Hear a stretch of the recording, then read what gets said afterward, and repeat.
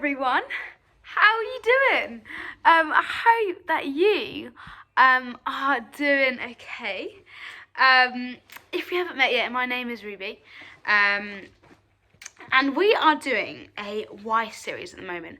And this is actually the last bit of the series. When this is uploaded, I'm gonna make it into a playlist. So all the Y things will be together. Which is always what you want, isn't it? Don't want you guys getting confused. But we are going to look at why prayer. So, have you ever wondered, like, where did prayer come from? Like, what the purpose of it? And actually, I looked up on the good old Google, how long has prayer been around for? And you guessed it. Well, you actually might not have guessed it. You actually might have been very, very wrong. But fear not. It said it's been around for 5 million years. Wait, how long is 3 zeros? Guys, I did foundation maths. 5 million? You know when you type it out and then it's like, oh, what is that number? I think it's 5 and then 3 zeros. I think it's 5,000. I think so. And actually, that doesn't feel right. I don't know. Take this as a pinch of salt, right? It was everywhere on Google. And the first person that ever prayed, and I know this is right, was Abraham. And he prayed for God to not destroy the people of Sodom, which is like a city where his nephew Lot lived. So, yeah, that is where prayer has originally come from. But actually, sometimes I find prayer really difficult because, like, I don't often know what to say, but I'm learning that my prayers don't need to be perfect.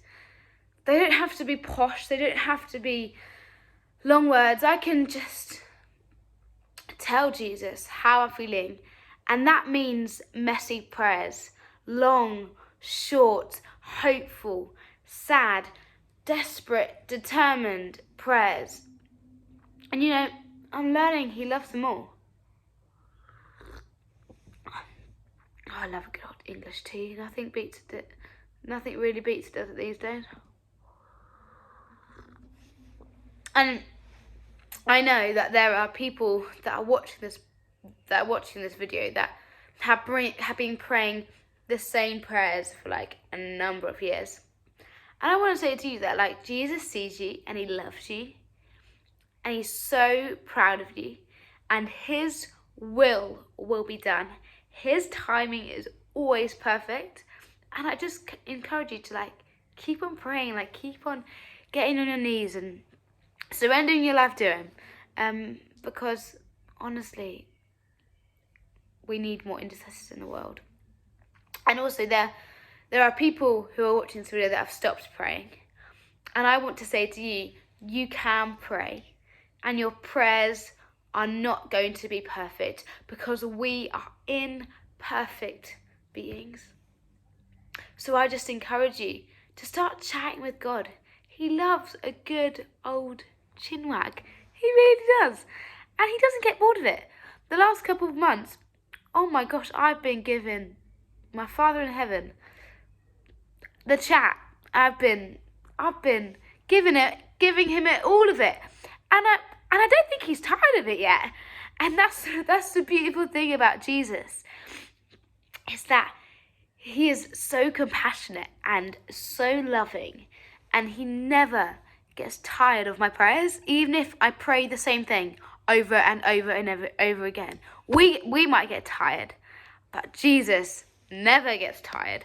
And that's part of the reason why I love him so much. So much. It's because he's just so beautiful. But I kind of want us to look at Matthew 5:6.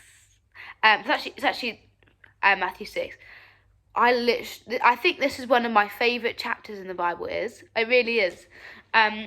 It's gonna prick some hairs, I think, because it's very, very challenging. But anyways, Matthew 6. We're gonna read verse 5 to 8. So grab your Bible. You can pause it. And I'll be back. Okay, 5 to 8. Whenever you pray, you must not be like hypocrites, because they love to stand in the synagogues on the street corners to be seen by people. Truly, I tell you, they have their reward. But when you pray, go into your private room, shut your door, and pray to your Father who is in secret. And your Father who sees in the secret will reward you. When you pray, don't babble like Gentiles, since they imagine they'll be heard for their many words. Don't be like them, because your Father knows the things you need before you ask him. And I know that that can always be challenging, because you can be like, well, so what's the point of praying? But it's all about connecting with Jesus, and prayer really helps me with connecting with Jesus. Oh, this tea is so good. It's taken me a long time to get into tea, but I'm so glad I've got into it. But anyways, the first thing I notice about this text is it says, don't be like the hypocrites. This really challenges me. Does it challenge you? Because I'm definitely a hypocrite sometimes. What Jesus is saying here is, don't say one thing and then do another, because that's not going to get us anywhere.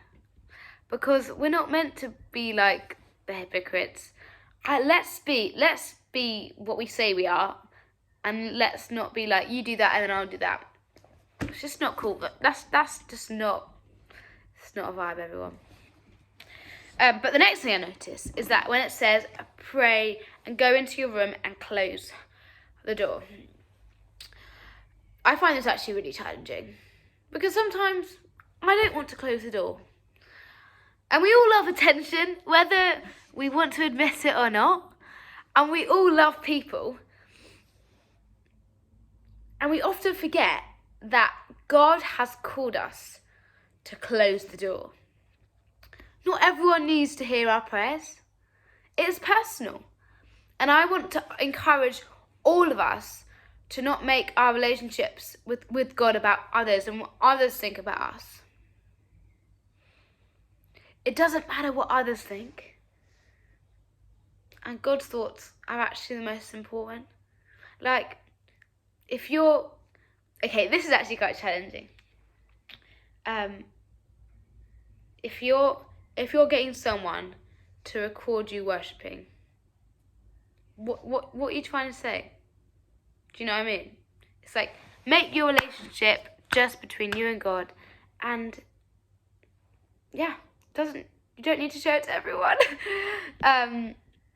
Anyway, the last thing that I notice about this text is that right at the end it says, don't keep on babbling like pagans. Oh, good. I never want to be a pagan. Lord, I never want to be a Pharisee either. Gosh. Never. Sometimes I quite like babbling because it sounds good. But it's not always authentic. And I think that the most authentic prayers are when my prayers don't really make sense. And they're a little all over the place. And what I love about Jesus is that he is not afraid of my messy prayers. I don't want to be a babbler. I just want to be to the point, no faffing about. Because sometimes as Christians we faff about.